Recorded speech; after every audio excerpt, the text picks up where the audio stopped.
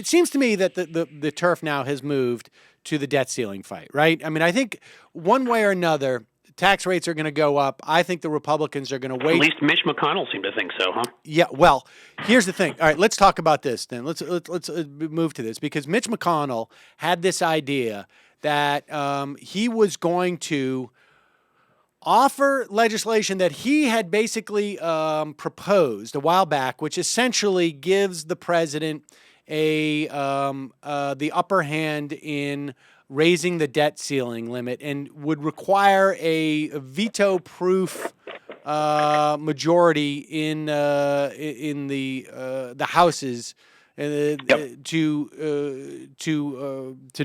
thwart that effort. So McConnell thinks like, okay, the Democrats in the Senate don't really even have the votes to support this thing, so I'm going to put it up. And then Harry Reid turns around and says, oh, yes, we do have the votes to do this. And he says, okay, let's have the vote. And then McConnell freaks out and he's like, okay, now wait a second.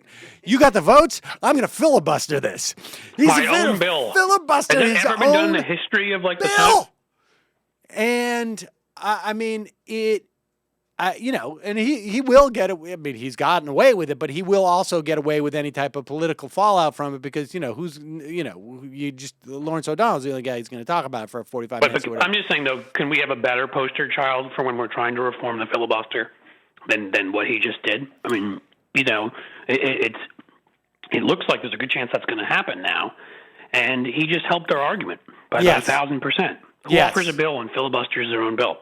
Yes. And that's how insane it's become. Yes, and I think that's going to help with Reid. And although I don't know if what it would have forced McConnell to actually take to the floor and really genuinely filibuster it. In which case, then at a time of slow news, then you'd have like hour 23, McConnell filibustering his own bill. Exactly. Can you imagine the exactly. I mean, what he would have had to go through if he just stand up in front of the country and have all news outlets outside of, let's say, Fox News and Rush Limbaugh's bloated head. We are standing outside of Mitch McConnell's office, where he is continuing his filibuster against his own bill. More after the break. Exactly that. That's what he would have had to contend with. And I think Democrats smartly know this. There are a couple people that seem to be reticent about these kinds of reforms, even though they're not eliminating the filibuster. They're just reforming something that wasn't in the Constitution. This what we're talking about here is, I think, even the most sort of institutionalist, Senate watchers have very little problem with. But okay, here's the point. The president puts this up. I want you to give me statutory authority, essentially, to raise the debt ceiling. There's a lot of people who argue that the president has already a constitutional authority to raise the debt ceiling.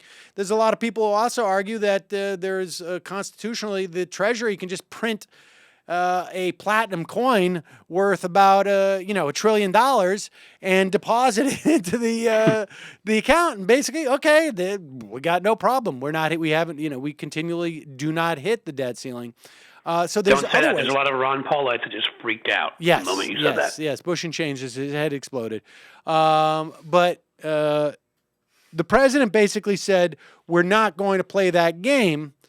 And so there is a theory out there that the Democrats are going to win on this tax thing. Fine, great.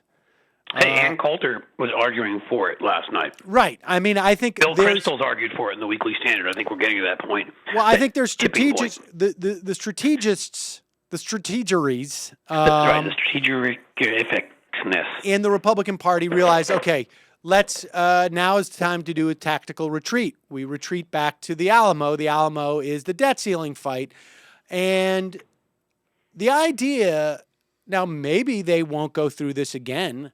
Who knows? But it seems to me that the president sort of said, okay, it's up to you guys, the Republicans, whether or not you're going to do this. I have no capacity to stop you other than this statutory thing, which, McConnell filibustered his own proposal. And that's an opportunity, if the president wants to engage in a grandish bargain, that it could take place. I mean, Look, when I hear the chairman of his finance committee going on television espousing this stuff, I start to get a little bit nervous. And I understand. You hear Jonathan Chait today saying, like, so what? Yeah. Let him raise Medicare age, yeah, that's okay. Yeah, that concerns me. Even though he concedes that from a policy standpoint, it doesn't raise any revenue, doesn't save you any money, it's going to hurt people. But you know what? Throw him a bone. What? That's what we need to stop is that. And I, when Chait was at the New Republic, I used to think a lot of his stuff was garbage. and he's another one who I think has followed that trajectory that I'm talking about, where the smart money has moved in a more progressive direction. Yeah. Even among commentators within the Democratic Party. Yes. And he's one of those who I think actually, since he's gotten a New York Magazine, has been very good. But, sometimes old habits die hard, and he seemed to go back to that. And, did they throw us any bones when they had control? I don't see a reason to throw them any bones. Well, it's not even just throwing any bones. It's like, hey, you know what? This bone that you've been talking about, this is going to inflict real pain on people. You go out into the marketplace and try and get health insurance when you're 66, 67, and you go and try and get private insurance. To the extent that you can or you do, it's going to raise insurance rates for everybody. It's going to be expensive. Someone should send in the stories of people, and there are many of them, forced to retire by certain circumstances. Sometimes it's actually health circumstances quite often, when they're in their early 60s. And then just kind of waiting and hoping nothing happens to them. Or self-employed people, others. I know I'm one of those self-employed people. Waiting and hoping, that nothing happens to you till you get to Medicare age at 65, because you've got too much money to get Medicaid. And obviously Obamacare will help that to a certain degree.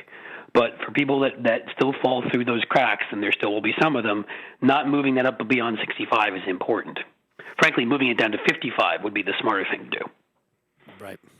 Or how about all of us? But that's a whole other conversation. So, no, I agree. And that's the kind of talk that needs to be snuffed out immediately. Right. Because that shouldn't be a bargaining chip. I'm sorry. Yes, Michael just held up a 0, and the idea that, the eligibility age should be like about 5 minutes before you pop out of the womb. That's what I think.